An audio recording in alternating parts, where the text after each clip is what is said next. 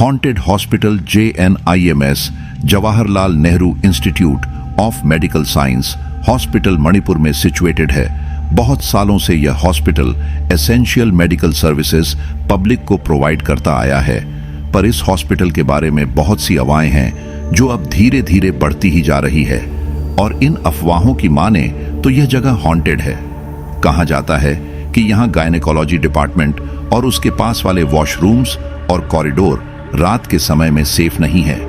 ऐसी ही एक रात को नर्स अनंता, जिसने JNIMS हॉस्पिटल हाल ही में ज्वाइन करा था, रात को गायनेकोलॉजी डिपार्टमेंट में एक पेशेंट को अटेंड कर रही थी कि तभी अचानक से उसे कॉरिडोर में किसी के रोने की आवाज आई।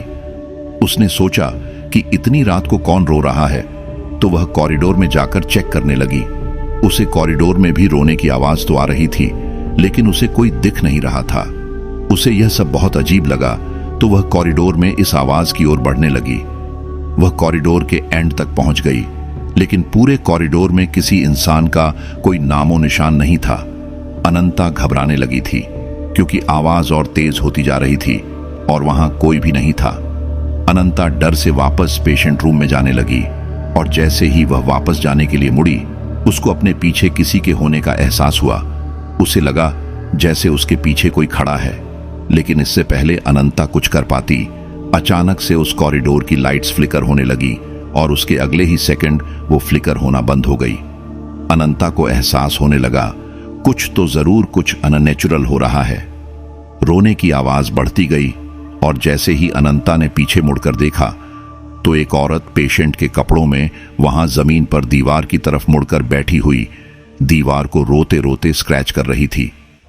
वो बार बार बस यही बोल रही थी, मेरे साथ गलत हुआ, मेरे साथ।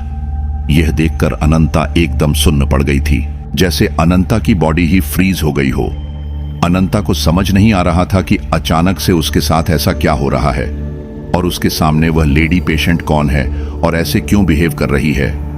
अनंता ने उस पेशेंट के करीब जाने का सोचा, और तब अनंता ने देखा उस औरत के शरीर के नीचे का हिस्सा खून से लथपथ था। जैसे ही वह औरत अनंता की तरफ मुड़ी, अनंता के होश उड़ गए। उस औरत के हाथ में एक मरा हुआ बच्चा था, और वह उस बच्चे को लेकर अनंता की तरफ ही चलते हुए आ रही थी। पूरे कॉरिडोर की लाइट्स दोबारा फ्लिकर करने लगी। वो औरत आगे बढ़ते हुए बार बार यही बोले जा रही थी, मेरे साथ गलत हुआ, तुम सबने ये अच्छा नहीं किया, तुमने मुझे मार डाला। अनंता बहुत डर चुकी थी, और वह अपनी बॉडी को मूव ही नहीं कर पा रही थी। सामने से आ रही उस खून से लथपथ औरत की आंखों में इतना गुस्सा था कि अनंता का दिमाग चलना बिल्कुल बंद हो गया था। अनंता ने बहुत हिम्मत की, और किसी तरह वह वहां से भागकर उस फ्लोर के वॉशरूम में जाकर छुप गई। उसने अपनी पॉकेट से फोन निकालकर किसी को मदद के लिए बुलाने का सोचा, लेकिन जब उसने अपनी पॉकेट में हाथ डाला कि उसने अपना फोन तो गायनेकोलॉजी डिपार्टमेंट में ही छोड़ दिया था।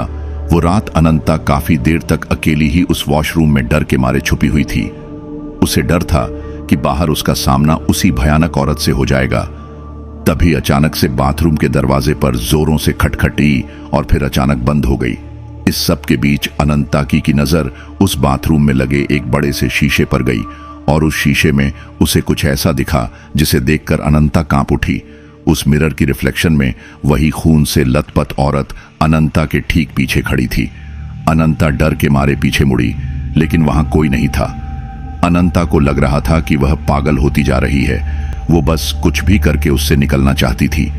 वह जानती थी कि बाकी सभी नर्स ऊपर वाले फ्लोर पर मौजूद नर्स वार्ड में थी, पर वहां जाने का रास्ता उसी कॉरिडोर से होकर गुजरता था जहां पर उसे पहले वह भयानक औरत दिखी थी। पर अब अनंता के पास और कोई रास्ता नहीं था।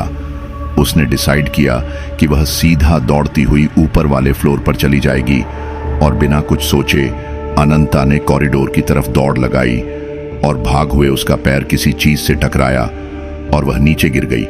जब उसने देखा कि वह किस चीज से टकराई, तो उसका पूरा शरीर सफेद पड़ गया। जमीन पर उसी औरत की लाश पड़ी थी जो उसे कुछ देर पहले कॉरिडोर में देखी थी। उस औरत की बॉडी को देखते ही अनंता को दौरे पड़ने लगे और वह बेहोश हो गई। अगले दिन उसकी आंख खुली तो वह खुद उस हॉस्पिटल में एक पेशेंट थी। उसे ड्रिप लगी थी और कई संगीत नर्सेस लैब्स। संगीत वहां आई और उसने अनंता को बताया कि वो उस पर विश्वास कर है और जो औरत उसे कल रात को दिखी उसका नाम सयाना था। करीबन 20 साल पहले सयाना को अपनी प्रेगनेंसी की लास्ट वीक में एक एनर्मेक में कॉम्प्लिकेशंस के चलते डॉक्टर्स ने सयाना की फैमिली को बताया कि उनके बच्चे सयाना में वह किसी एक को ही बचा सकते हैं। फैमिली ने बच्चे को बचाने का डिसाइड किया, पर इस ऑपरेशन में शनाया और उसके बच्चे दोनों की ही मौत हो गई। पर कुछ समय बाद ही सयाना के हस्बैंड के घर में एक बहुत भयानक आग लग गई और उसका पूरा परिवार जलकर मर गया। उस दिन के बाद कई लोगों ने सयाना की आत्मा को देखा है। उसकी आत्मा इसी हॉस्पिटल के गायनेकोलॉजी डिपार्टमेंट में भटकती रहती है। यह सब सुनते ही अनंता के होश उड़ गए। उसने तुरंत अपनी नौकरी छोड़ दी, यहां तक कि उसने दूसरे हॉस्पिटल्स में नाइट शिफ्ट्स लेना भी बंद कर दिया। आपको क्या लगता है, क्या JNIMS सच में हांटेड है? कैसी लगी आपको यह कहानी? हमें जरूर बताइए। और अगर आपको यह कहानी अच्छी लगी तो हमारा चैनल हॉरर स्टोरी सब्सक्राइब करना बिल्कुल मत भूलिए।